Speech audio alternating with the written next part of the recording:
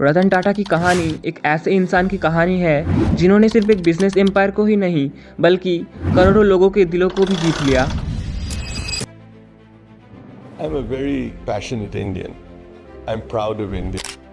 उनका जन्म 28 दिसंबर 1937 को मुंबई में हुआ था, जो उस वक्त बॉम्बे के नाम से जाना जाता था। उनके फादर नवल टाटा एक बिजनेसमैन थे और मदर थी सूनी कमिश्नरेट।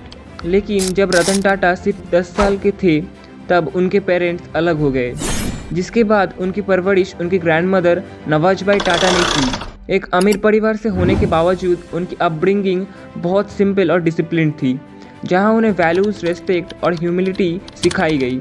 उन्होंने अपनी स्कूलिंग मुंबई और शिमला से की और बाद में रिवरडेल कंट्री स्कूल से 1955 में अपनी स्कूलिंग कंप्लीट की, जहां वो एक इंटेलिजेंट लेकिन इंट्रोवर्ट स्टूडेंट थे जिसे ज़्यादा शोर शराबा पसंद नहीं था।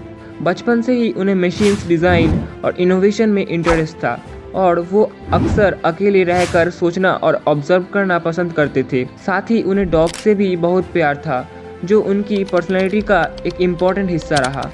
आगे चलकर रतन टाटा हायर स्टडीज़ के लिए अमेरिका गए और कॉर्नेल यूनिवर्सिटी से 1962 में आर्किटेक्चर में ग्रेजुएशन की, जहां उन्होंने डिज़ाइन और स्ट्रक्चर की गहराई को समझा। और बाद में उन्होंने हार्वर्ड बिजनेस स्कूल का एडवांस मैनेजमेंट प्रोग्राम 1975 में कंप्लीट किया, जिसने उनके बिजनेस माइंड को और स्ट्रॉन्ग बनाया। कॉलेज के दिनों में उन्हें आर्किटेक्चर और क्रिएटिव डिज़ाइनिंग में काफ़ी इंटरेस्ट था और वो लॉस एंजलिस में एक आर्किटेक्चर फर्म में काम भी कर रहे थे। लेकिन फैमिली रिस्पॉन्सिबिलिटी और अपने देश के लिए कुछ करने की इच्छा ने उन्हें इंडिया वापस बुला लिया। 1962 में उन्होंने टाटा ग्रुप ज्वाइन किया, लेकिन ये एंट्री किसी बड़े ऑफिस से नहीं बल्कि टाटा स्टील के शॉप फ्लोर से हुई, जहां उन्होंने मजदूरों के साथ काम किया, गर्म ब्लास्ट फर्नेसेस के पास खड़े रहकर ग्राउंड रियलिटी समझी, और यही एक्सपीरियंस उन्हें एक अलग तरह का लीडर बना देता है। उनकी जर्नी में स्ट्रगल्स भी आए, जैसे 1971 में जब उन्हें नेल्को जैसे लॉस मेकिंग कंपनी को संभालने का मौका मिला। उन्होंने पूरी कोशिश की, लेकिन इकोनॉमिक कंडीशंस के चलते कंपनी को बचा नहीं सका। लेकिन इस फेलियर ने उन्हें तोड़ने की बजाय और स्ट्रॉन्ग बनाया। 1991 में जब JRD टाटा ने रिटायरमेंट ली, तब रतन टाटा को टाटा ग्रुप का चेयरमैन बनाया गया। लेकिन ये कुर्सी इतनी आसान नहीं थी जितनी दिखती थी, क्योंकि उस वक्त कंपनी के अंदर इंटरनल पॉलिटिक्स और सीनियर लीडर्स का रेजिस्टेंस था, जो उन्हें एक्सेप्ट नहीं कर रहे थे।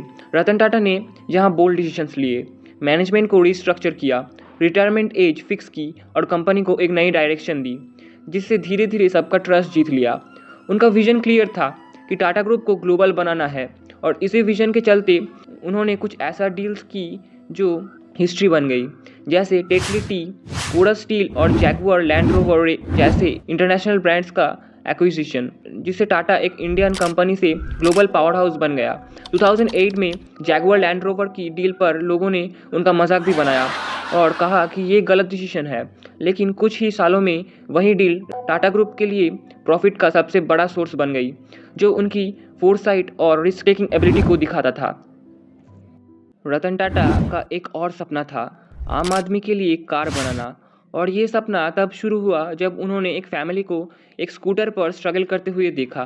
तब उन्होंने डिसाइड किया कि वो एक ऐसे कार बनाएंगे जो हर इंडियन अफोर्ड कर सके, और इसी सोच से टाटा नैनो का जन्म हुआ, जो दुनिया की सबसे सस्ती कार बन गई। लेकिन मार्केटिंग और परसेप्शन इश्यूज के चलते ये प्रोजेक्ट कमर्शियल सक्सेस नहीं बन पाया। फिर भी ये उनकी थिंकिंग और सोशल कंसर्न का सबसे बड़ा एग्जाम्पल है। टाटा ग्रुप के अंदर 100 से ज़्यादा कंपनीज आती है, जैसे Tata Motors, Tata consultancy services, Tata power और टाइटन। रतन टाटा ने इन सब को एक स्ट्रॉन्ग ग्लोबल आइडेंटिटी दी। बिजनेस के अलावा उनकी पर्सनैलिटी बहुत सिंपल और हम्बल थी।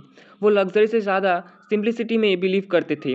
उन्हें डॉग्स से बहुत प्यार था, और रिटायरमेंट के बाद उन्होंने स्टार्टअप्स में इन्वेस्ट करना और फिलैंथ्रोपी पर फोकस किया। उनकी लाइफ में कुछ इंसिडेंट्स उन्हें और भी स्पेशल बनाते हैं, जैसे 2008 के मुंबई अटैक्स के बाद जब ताज होटल पर अटैक हुआ था, तब वो पर्सनली विक्टिम्स और एम्प्लॉयज़ के पास गए और उनके फैमिलीज़ को सपोर्ट किया और इंश्योर किया कि किसी को भी अकेले महसूस ना हो, जो उनकी ह्यूमैनिटी को दिखाता है। उन्हें उनके कंट्रीब्यूशंस के लिए पद्म भूषण और पद्म विभूषण जैसे अवार्ड्स मिले। 2012 में उन्होंने ऑफिशियली रिटायरमेंट ले ली, लेकिन जब भी टाटा ग्रुप को ज़रूरत पड़ी वो हमेशा वापस आकर सपोर्ट करते रहे। आखिरकार 9 अक्टूबर 2024 को मुंबई में उनका देहांत हो गया जब वो 86 इयर्स के थे और पूरा देश उन्हें जाने पर शोक में डूब गया, क्योंकि रतन टाटा सिर्फ एक बिजनेसमैन नहीं बल्कि ऐसे इंसान थे जिन्होंने दिखाया कि सक्सेस सिर्फ पैसों से नहीं बल्कि इंसानियत, वैल्यूज़ और विजन से मिलती है।